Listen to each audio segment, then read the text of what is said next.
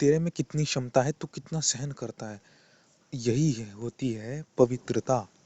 अर्थात जिस भात जल जल में कितना वाष्प है, कितनी अग्नि है, कितनी इसमें क्रिया होती है, जल की पवित्रता पर को दर्शाता है, निर्भर करता है कि जी जल है, जल लिक्विड रूप में है, आइस रूप में है या वाष्प रूप में है।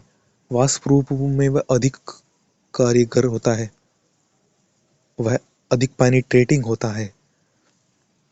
तो यही हमारी क्षमता है कि हाँ, तू कितना पवित्र है, तू कितना है वो तू दिखा सकता है। तू पवित्र है तभी तो तू यह दिखा सकता है, जिसमें कुछ रुकावट नहीं, जो मलिन नहीं, वही तो दिखा सकता है। जो मलिन नहीं, उसकी पवित्रता ही के तो यही मायने हैं कि ये जल कितना पवित्र है।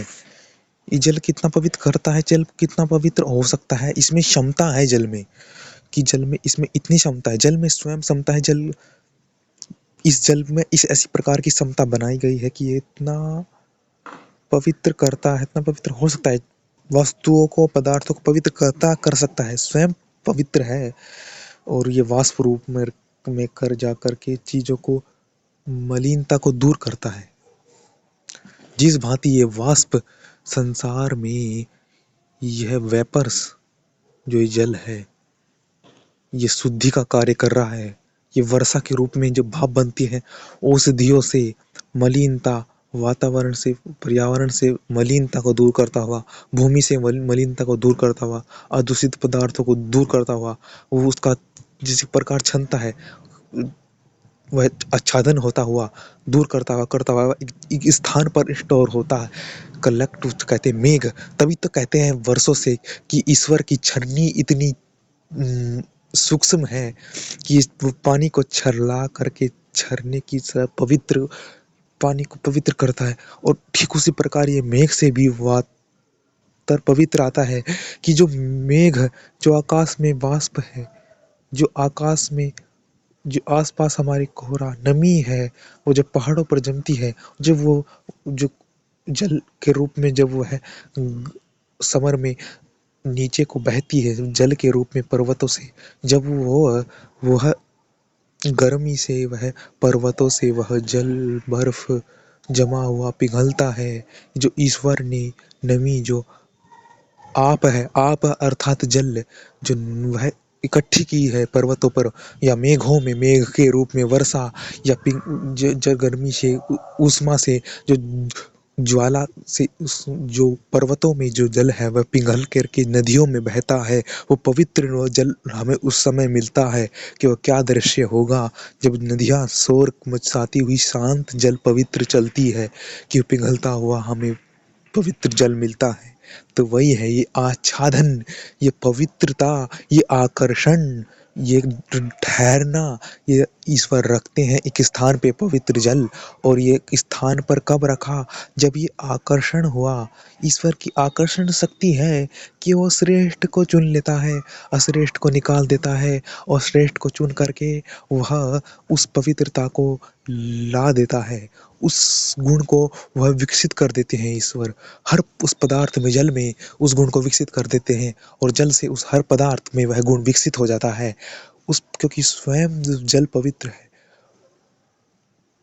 वह गुण विकसित होकर के वह ईश्वर उसको आच्छादित करते, पवित्र करते करते ईश्वर उससे दूषित पदार्थ निकाल करके उसको स्टोर करते हैं, उसको पवित्र कर देते हैं। ये पवित्र ही तो जल है। ये जल है जो हमें जीवन देता है, वर्षा करके हमारी औषधि को परिपुष्ट करता है, सोमादि औषधियों से, जिससे कि हमारा हित होता है, कल्याण होता है, बल वृद्धि होती है ये औषधि। क्योंकि पवित्र से ही व्यक्ति का बल होगा, क्योंकि उसमें रुकावट नहीं होगी। पवित्र सत्य बल, यही पवित्रता का आदर्श है, यही पवित्रता की मायने हैं, ये पवित्रता की जड़ स्थान, कि ईश्वर ने वह जल किया, वह सत्य पवित्रता क्या बीज है पवित्रता का, द्रव्य जल को धारण करता है। अंतरिक्ष में स्थापन, वर्षा सबको प्रकाशित, आकर्षण, छेदन, उसको फिर छेदन भी करता है, उस हर जल को, इतनी ऊंचे से टपकाता है कि वह वर्षा, उसकी इतनी ऊष्मा हो जाती है, जो बादल से वर्षा का पानी टपक के आता है, वह इतना छेदन भर धरती में नीचे तक ग्रसता है। ये बारिश से ही फसल वापस में आगे बढ़ती है। पानी तो आजकल कितना दे दो, परंतु जब ईश्वर की वर्षा नहीं होगी तो तुम्हें क्या लाभ होगा। ईश्वर की वर्षा के लिए वातावरण शुद्ध होना चाहिए, वातावरण को अधिक हानि न पहुंचे, जैसे कि शुद्ध वर्षा से शुद्ध जल ही मिले, क्योंकि ईश्वर शुद्धता को ही शुद्धता देंगे, अशुद्धता को कभी शुद्धता नहीं देंगे। तुम अशुद्धता फैलाओगे तो तुम्हें कभी भी शुद्धता नहीं मिलेगी। तो ईश्वर सब शुद्ध वर्षा करते हैं। जब वह ऊपर से आती है, उसकी क्रिया बढ़ गई है, उसमें उष्मा बढ़ गई, उसकी पवित्रता बढ़ गई है। वो ऊपर से आया है, वो ईश्वर के द्वार से आया है, ईश्वर द्वारा आच्छादित पवित्र जल आया है, उसी से तुम्हारी फसल, तुम्हारा कल्याण होगा। तो ये जल ऊपर से आया है, ईश्वर छेदन कर रहे हैं उसको, ईश्वर उसको पवित्र कर रहे हैं कि हे जल, क्यों छेदन हो रहा है ये जल का, क्योंकि ईश्वर ने धारण किया है। मेघ है, बल है, व्याप्त होने योग्य मेघ को ईश्वर को तोड़ते हैं छेदन, जिससे कि जल, हमें पर्याप्त जल मिल सके। ये इकट्ठा भी उन्होंने ही किया था, अब इसका छेदन भी वही करेंगे, क्योंकि वह पवित्र है। वो रसना चाहता है, वो रसेगा, धरती में आएगा, मिलेगा। सूर्य को ईश्वर ने रचकर स्थापन किया है, ऐसा जाने। उसकी ईश्वर का सूर्य भी महान है, वो जब जल फल जल देता है, जिस प्रकार जल महान है, वो सूर्य पवित्र महान। वो सूर्य क्रिया की प्रेरणा देता है, वो सूर्य स्थापन क्रिया देता है, वो सूर्य ही जल को गति देता है, वो सूर्य ही जल को अपना मंतव्य दिखाता है कि तुम्हें वापस सागर में मिलना है। इति ओम।